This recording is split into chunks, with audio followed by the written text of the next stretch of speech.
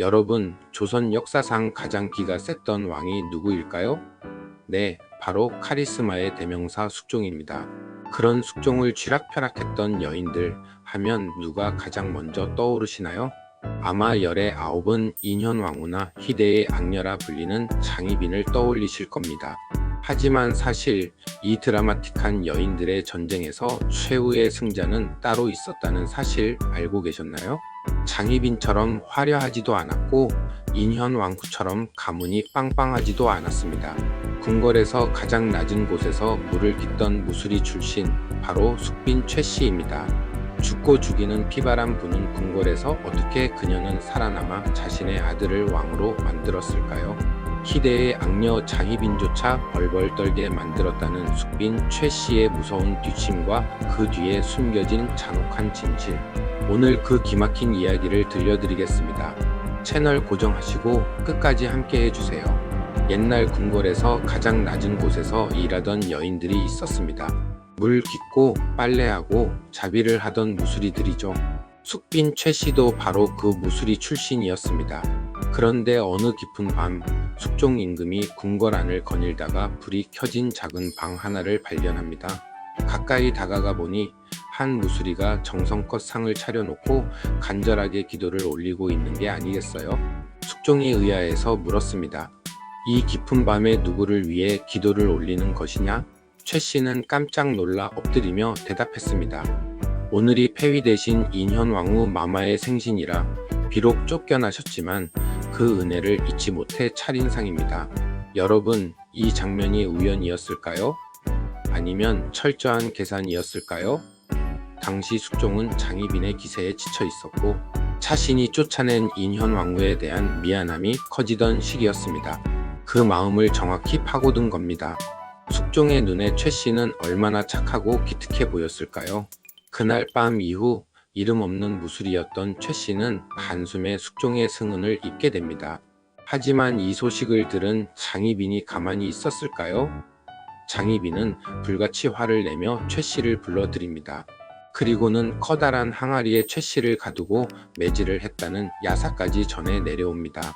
목숨이 왔다 갔다 하는 철체절명의 위기, 최 씨는 과연 이 독한 장희빈의 소나기에서 어떻게 살아남았을까요? 장희빈의 매질과 핍박 속에서도 최 씨는 절대로 정면으로 맞서지 않았습니다. 오히려 더 납작 엎드려 착한 피해자의 모습을 유지했죠. 하지만 속으로는 칼을 갈고 있었습니다. 드디어 기회가 왔습니다. 인현왕후가 병으로 세상을 떠나자 궁궐 안에는 흉흉한 소문이 돌기 시작합니다. 장희빈이 인현왕후를 저주해서 죽게 했다는 것이었죠. 이때 숙종에게 결정적인 제보를 한 사람이 누구였을까요? 그렇습니다. 바로 숙빈 최 씨였습니다. 최 씨는 숙종을 찾아가 눈물을 흘리며 고백합니다. 전하, 제가 보았습니다. 장 씨가 취선당 서쪽에 신당을 차리고 중전 마마의 인형을 화살로 쏘며 저주하는 것을요. 안 그래도 장희빈의 오만함에 질려있던 숙종은 이 말을 듣고 완전히 폭발해 버립니다. 결국 이 저주 사건으로 인해 천하를 호령하던 장희빈은 사약을 받게 됩니다. 여러분, 그런데 말입니다. 최 씨가 본 것이 정말 사실이었을까요? 아니면 장희빈을 제거하기 위한 완벽한 시나리오였을까요? 역사학자들 사이에서도 의견이 분분하지만 확실한 건 최 씨가 이 사건의 가장 큰 수혜자였다는 점입니다. 최 씨는 여기서 멈추지 않았습니다. 그녀는 숙종에게 한 가지 제안을 더 합니다. 앞으로는 후궁이 중전이 되는 일을 법으로 금지해 주십시오. 이게 무슨 뜻일까요? 자신은 중전이 되지 못하더라도 다른 후궁이 중전이 되어 내 아들의 앞길을 막는 것을 원천 봉쇄하겠다는 무서운 전략이었습니다. 자신의 신분적 한계를 정확히 파악하고 아들 연인군을 지키기 위해 판 전체를 새로 짠 것이죠.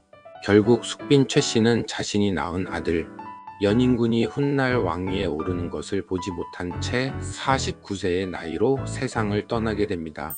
하지만 그녀가 뿌린 씨앗은 조선 역사상 가장 위대한 왕 중 한 명인 영조라는 꽃을 피워냈습니다.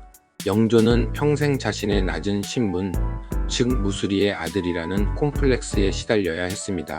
신하들은 은근히 그를 무시했고 영조는 그럴수록 더욱 독하게 공부하고 백성을 돌봤죠.